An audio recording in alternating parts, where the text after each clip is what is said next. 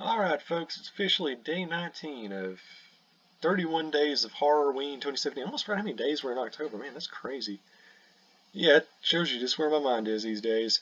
And we're finally in the 1980s, considered by many purists to be the absolute pinnacle of degenerate cinema across the entire genre spectrum.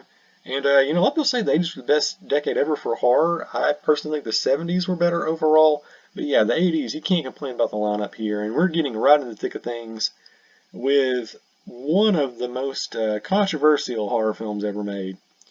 And it's not even the most controversial movie in its own subgenre, which tells you just how deep and stacked this particular subgenre is. From 1981, it is Cannibal Ferox from Umberto Lenzi, aka Make Them Die Slowly, aka Woman from Deep River. And the thing about this Umberto guy, he actually made a movie called Man from Deep River like in the early 70s. And this film is kind of a slight redressing of that. Same general premise, except that was about a guy who kind of goes native, so to speak, where he becomes like a member of a tribe. And there's some gross stuff going on in that movie, but nothing compared to what you see in this movie.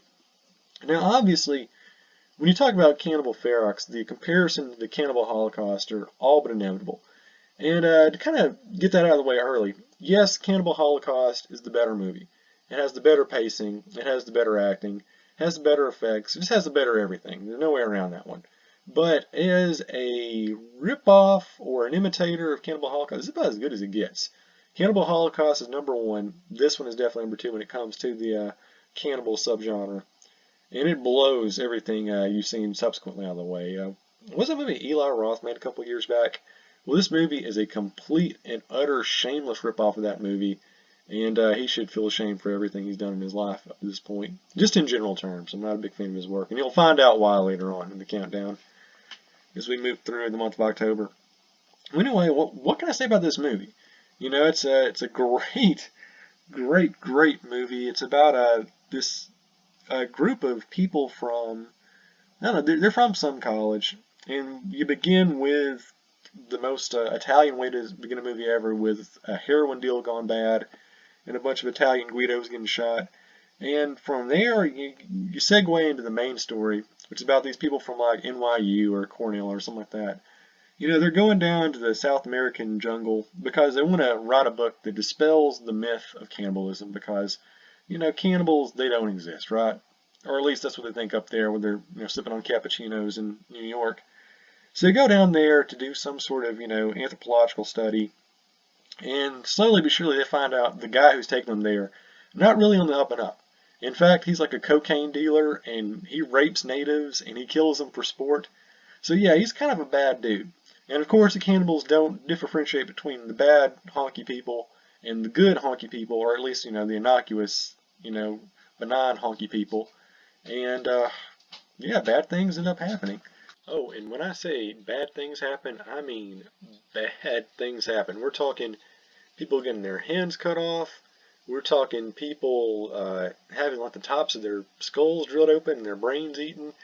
And we're talking a woman having giant, nasty, rusty, I can assure you 100% not disinfected hooks. Well, you don't want to know what happens to them. Just trust me, it's ungodly painful. It's a very, very difficult movie to watch. And it's not just because you have a lot of, the fantastical violence. It also, being a cannibal movie, you got some animal torturing. You got animals being cut open and eaten. And I know a lot of people, that's the absolute point of no return. Like, if that's in the movie, they're not going to watch it. So, giving you a fair warning, that's in there. So, if you can't do that, well, you're probably hypocritical because you're eating a chicken sandwich while you watch it. But that's neither here nor there. But yeah, this movie definitely brings the goods when it comes to really, really gross stuff. And of course, it has, oh, there's a guy who's eaten by piranhas. That's one of my favorite scenes in the entire movie. So it's just like a cavalcade of really great, gruesome scenes. And there's even a little bit of humor to it, which nobody ever picks up upon. Which I guess because they didn't really plan it to be humorous, it just kind of is. It claims one of my favorite lines in any movie ever. Don't eat that. It might be, well, I forgot the guy's name. Rudy. Yes, don't eat that. It might be Rudy. I don't know, this is the way they say it. It just comes off as hilarious. But asides, it's a great movie. It's really, really entertaining. It's one of those movies where I'm a big fan of degenerate horror movies. The movies where you don't have fun while you watch them. These are the movies where you're just like, oh man, this is intense. This is like I Spit on Your Grave and obviously Cannibal Holocaust, Last House on the Left, where you don't enjoy a single moment of the movie. You're just like, oh man, this is oh, just complete, not really terrifying, but just completely mortifying, I guess would be the best term for it. They don't really make those kind of horror movies anymore. They stopped a long time ago, and it's a great, very effective little mini masterpiece of the genre. And if you haven't seen it, get some Pepto-Bismol out, prepare yourself, say your prayers, whatever you got to do to get yourself ready. You should check it out because it's definitely one of the better, fairly understated, I think, horror films in the early 1980s.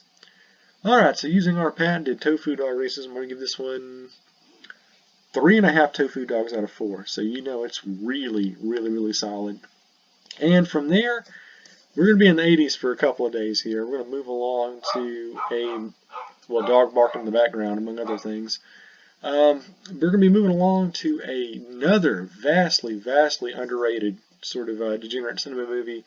And this is one of my all-time favorite slasher comedies ever. It's a movie no one ever talks about. It's a movie that to this day remains completely just criminally underappreciated and disrespected. And you're definitely going to hear what I have to say about this one. It is a great, one of the best hidden gems of the 1980s altogether. Alright, well that's all we've got for day 19. Enjoy your Halloween candy, get your pumpkin spice latte, and I'll be seeing you sometime tomorrow.